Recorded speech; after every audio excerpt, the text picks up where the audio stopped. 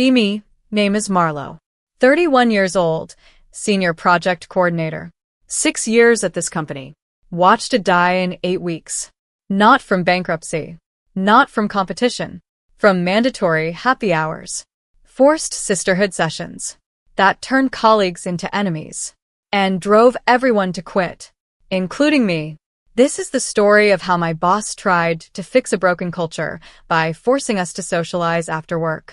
How mandatory bonding sessions created more resentment than connection. How artificial intimacy exposed every crack in our foundation until the whole thing collapsed. How a company of 47 people became a company of 9 in less than 2 months. I'm going to tell you everything. The awkward happy hours. The resentful small talk. The breaking point nobody saw coming. And the exodus that followed. When everyone decided that unemployment was better than one more forced cocktail. The company was called Meridian Collective, a boutique marketing and branding agency that specialized in lifestyle brands. We worked with wellness companies, sustainable fashion labels, organic food brands, the kind of clients who wanted their marketing to feel authentic and values-driven. The irony of what happened to us wasn't lost on anyone. Evangeline had founded the company 12 years ago, built it from a solo operation to 47 employees. She was genuinely talented, genuinely passionate, had created something real and successful. But somewhere along the way, she lost touch with what was happening inside the company she had built. The cultural problems didn't start overnight. They accumulated gradually over about 2 years, beginning when we scaled rapidly from 25 people to nearly 50. New hires didn't absorb the original culture. Different teams developed different working styles. Communication broke down between departments. The collaborative spirit that had defined the early years started feeling like a distant memory. Projects fell through the cracks. Deadlines got missed. Clients complained about inconsistent work. Turnover crept up from normal levels to concerning levels, then to alarming levels. People kept leaving. Exit interviews kept citing culture issues. Evangeline's response to the culture problem was to hire Prudence as our new HR director. Prudence came from a larger agency where she had led what she called transformational culture initiatives. Her resume was full of workshops, retreats, and team-building programs. She promised to rebuild our sense of community and restore what had been lost. Their diagnosis was interesting. They decided the problem was disconnection, that people didn't know each other well enough. That professional distance had replaced personal warmth, that we needed to rebuild relationships. Outside the pressure of work contexts, in social settings where we could be ourselves. The solution they developed was called the Sisterhood Initiative. Mandatory after-work social events, twice per week, designed to foster genuine connection among employees. Tuesday evening happy hours and Thursday evening dinner gatherings. Attendance wasn't optional. It was a condition of continued employment, framed as participation in essential team-building activities. When they announced this, in an all-hands meeting, the room went completely silent. Not the silence of agreement, the silence of disbelief, of people processing something absurd and trying to find the right response. Evangeline presented it with genuine enthusiasm, like she was offering us a gift. She talked about how disconnected we had all become, how we needed to remember that we were a family, not just colleagues. She said the Sisterhood Initiative would give us space to reconnect as human beings, away from deliverables and deadlines. She seemed to believe every word. Colette raised her hand first. She was one of our best account managers. 12 years of industry experience, consistently brought in major clients. She asked a simple question. What if someone had commitments after work? Family, personal responsibilities, other obligations that prevented attendance. Prudence answered before Evangeline could. She said the company understood that everyone had busy lives, but that building culture required sacrifice from everyone. She said exceptions would be granted only for documented emergencies, not for routine personal preferences. She said anyone consistently unable to attend would need to discuss their commitment level with HR. The implication was clear. Attendance was mandatory. Non-attendance was career-limiting. Our personal time no longer belonged to us. It belonged to the Sisterhood Initiative. Whether we wanted sisterhood or not. Janine approached me after the meeting, looking pale. She was a single mother with 2 kids under 10. Her childcare ended at 6. Happy hours started at 6:30. She literally could not attend without hiring additional babysitters she couldn't afford, or leaving her children without supervision. She asked if I thought they were serious about the mandate. I said I hoped they weren't, that surely they would make accommodations for people with genuine constraints, that no reasonable company would penalize a single mother for taking care of her children. I was wrong about all of it. The first mandatory happy hour happened on a Tuesday evening at a wine bar 3 blocks from the office. Attendance was tracked. Prudence stood near the entrance with a clipboard, checking off names as people arrived. The message was subtle but unmistakable. This wasn't social. This was surveillance dressed up as sisterhood. The energy in the room was wrong from the start. People clustered in familiar groups. Conversations felt forced and performative. Everyone was aware they were being observed, evaluated on their sociability, judged on their enthusiasm for an event they hadn't chosen to attend. Evangeline moved through the crowd, encouraging people to mix, to talk to colleagues they didn't normally interact with.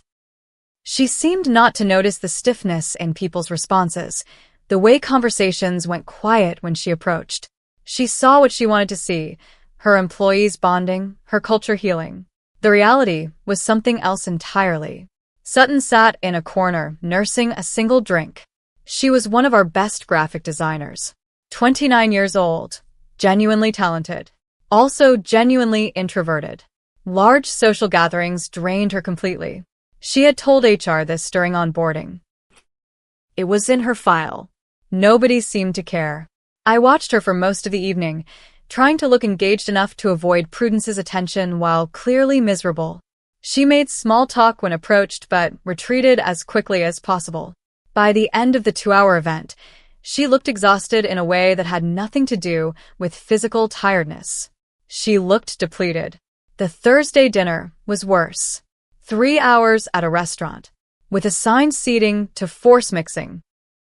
Prudence had created a seating chart, designed to break up friend groups and force unfamiliar combinations. The tables were awkward and silent. Despite the free wine, Janine wasn't there. She had told Prudence about her childcare situation and requested an exemption.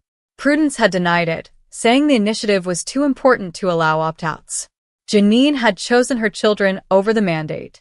The next day, she received a formal warning about her commitment to team culture.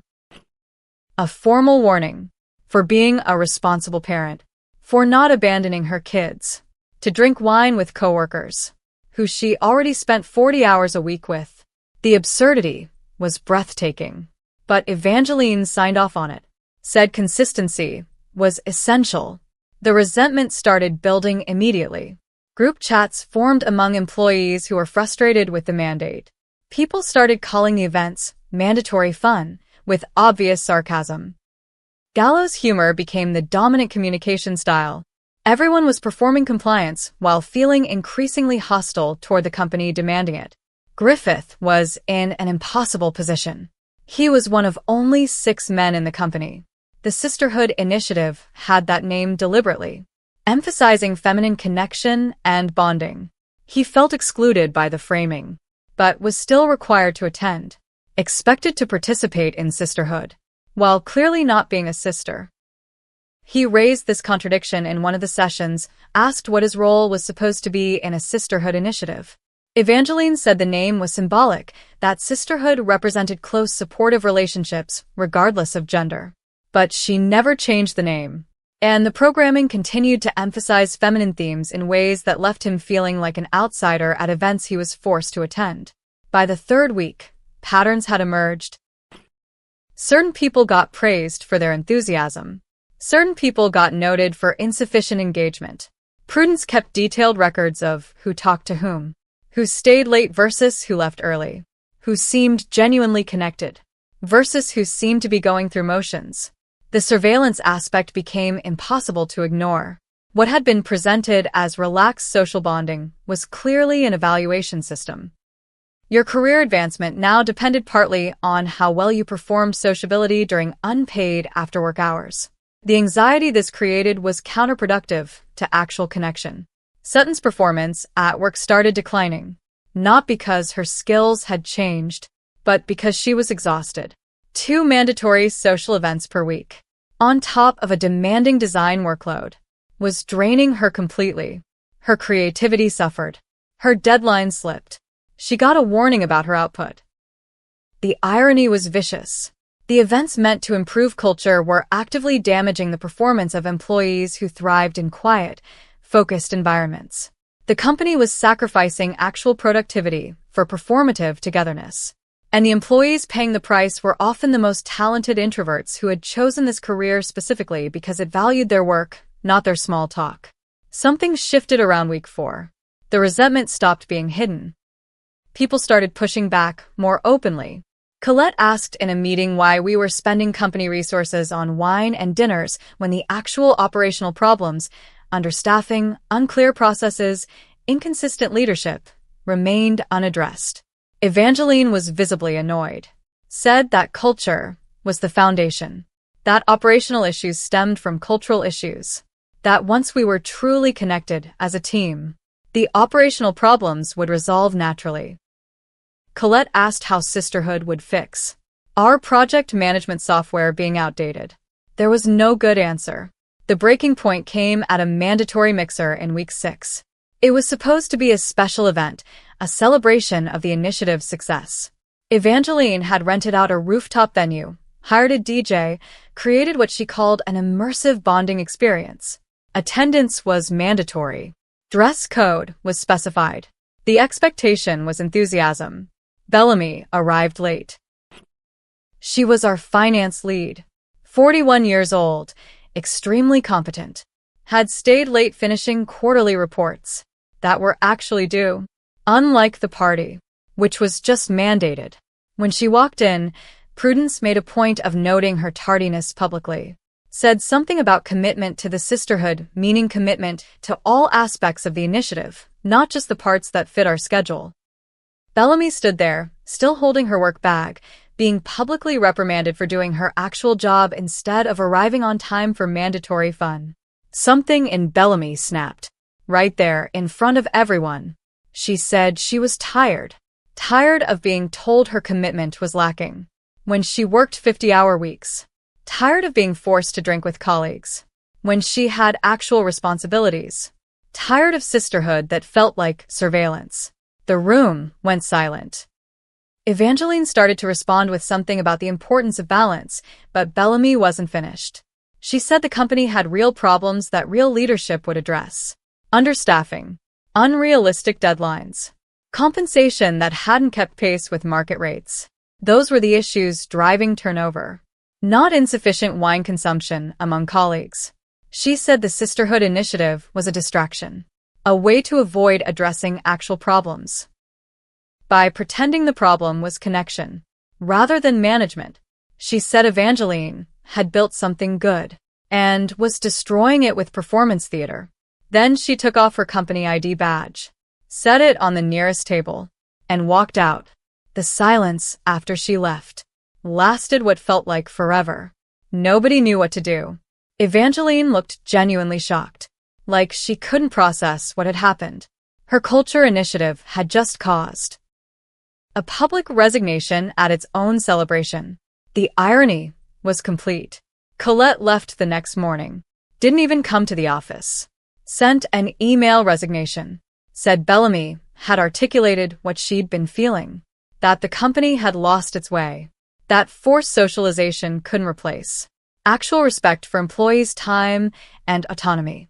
She wished everyone well, except the initiative, which she hoped would die. The domino effect began.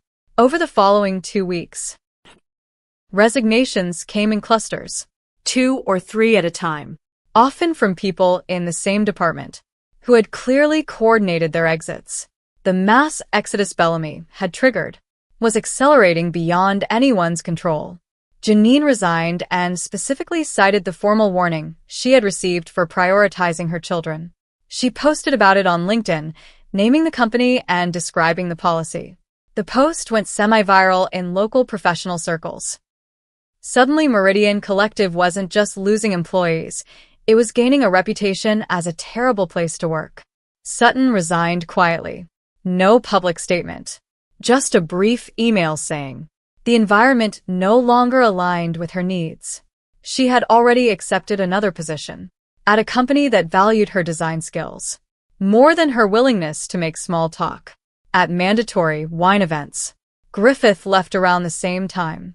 Said he never felt included anyway. That being required to participate in sisterhood, while being reminded he wasn't a sister, had made every event uncomfortable.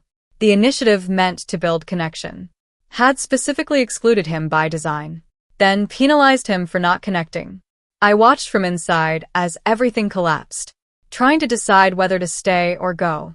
Projects were failing because teams no longer existed. Clients were leaving because their account managers had left. The remaining staff was overwhelmed and demoralized. Every day someone else handed in their notice, until there wasn't enough left to function. Prudence was among the last to go, which surprised me. She resigned 2 weeks before the final collapse. Said she had tried to implement the vision she was given, that the failure was in the execution by others, not in the policy itself. Her exit interview blamed everyone but herself and Evangeline. By week 8, we were down to 9 employees from 47. Essential functions had ceased. Client projects were abandoned midstream. The financial position was deteriorating rapidly as revenue stopped while fixed costs continued. Meridian Collective, which had survived 12 years and built a genuine reputation, was functionally dead. Evangeline called an emergency meeting with the 9 of us who remained. She looked exhausted and defeated. For the first time since I'd known her, she seemed to understand that she had caused this, that her solution had become the problem, that forced sisterhood had destroyed the company. She apologized. Genuinely, tearfully apologized. Said she had seen the culture eroding and panicked. Had convinced herself that connection was the answer to everything. Had refused to hear the warnings because admitting she was wrong felt like admitting failure. Had doubled down instead of stepping back. Had lost everything as a result. The company closed officially 2 weeks later. Assets sold. Remaining employees helped with transition. I found a new position within a month. Most of us did. The skills we had were still valuable, even if the company that employed us had self-destructed spectacularly. I think about what went wrong sometimes. Late at night when I can't sleep. Evangeline wasn't evil or stupid. She saw a real problem and wanted to fix it, but she chose the wrong solution and wouldn't admit the mistake until there was nothing left to save. The culture was broken. That part was true. But the fix wasn't forced happy hours. It was addressing the actual issues. Staffing, compensation, processes, leadership. The boring structural stuff. That doesn't fit on a poster or feel like a revolution. You cannot force people to connect. Connection happens or it doesn't, based on trust, respect, shared experience, not based on mandatory attendance at events that feel like surveillance, with clipboards tracking participation and warnings for insufficient enthusiasm. The Sisterhood Initiative created less connection, not more, made people resent each other for the obligation to perform togetherness, turned colleagues into threats because your social performance was now part of your evaluation, even during unpaid hours. For anyone in leadership watching this, please learn from Evangeline's mistake. Culture isn't built through mandates. It's built through genuine respect for people's time, autonomy, and boundaries, through addressing real problems honestly, not papering over them with forced fun. If your employees don't want to socialize together, that's information about your workplace. Forcing them to socialize won't fix it. Understanding why they don't want to and addressing those reasons, that's what actually works. And for anyone being subjected to this, Mandatory fun, forced bonding, required socialization. Know that you're not crazy. It does feel wrong because it is wrong. Your time outside work belongs to you. And any company that claims otherwise is telling you exactly who they are. Believe them. Anyway, that's my story. About mandatory after-work socializing. About sisterhood that felt like prison. About happy hours that made everyone miserable. About a company that died because the boss thought forced cocktails could fix structural failures. Spoiler, they can't. 47 employees to 9 in 8 weeks because someone decided we weren't drinking enough wine together. Some lessons cost everything to learn.